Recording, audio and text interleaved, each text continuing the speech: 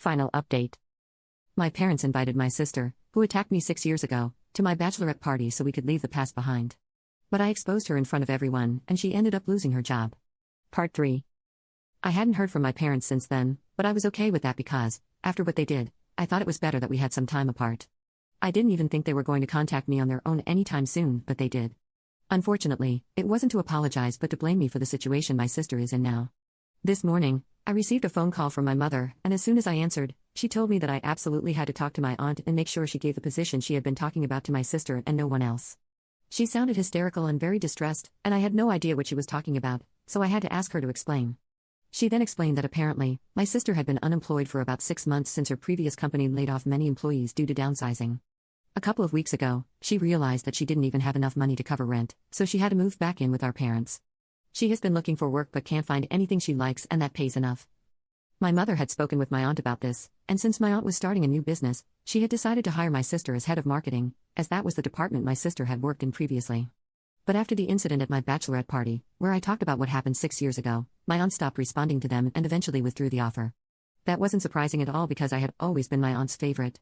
Moreover, when my mother forwarded me the message my aunt had sent her, I thought it was a pretty reasonable excuse. She had said that based on what she gathered from the incident I narrated at the party, it was obvious that my sister had serious anger issues.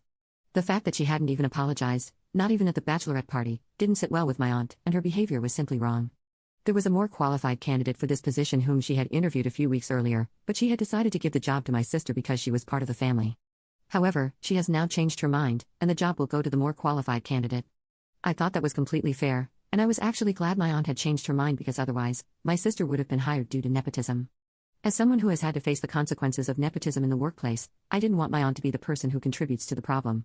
So, when I read that message, I told my mother that I didn't think I could do anything about it because it seemed like my aunt had found someone who was truly qualified for the position, and more than anything, that was the reason my sister wasn't being hired. I told her I wouldn't speak with my aunt because this was her professional life, and I didn't want to overstep my boundaries.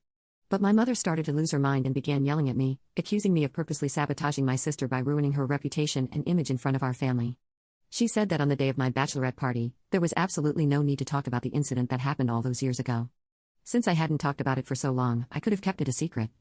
But she said that I wanted to actively portray my sister as unstable and evil, and that's why I narrated that incident to seek sympathy from the rest of the family and make myself look like the good one, even though I was the one who provoked that fight by calling my sister a loser, especially when I knew that would hurt her. Just to be clear, while narrating the incident, I mentioned that I was the one who called her a loser, after which she attacked me.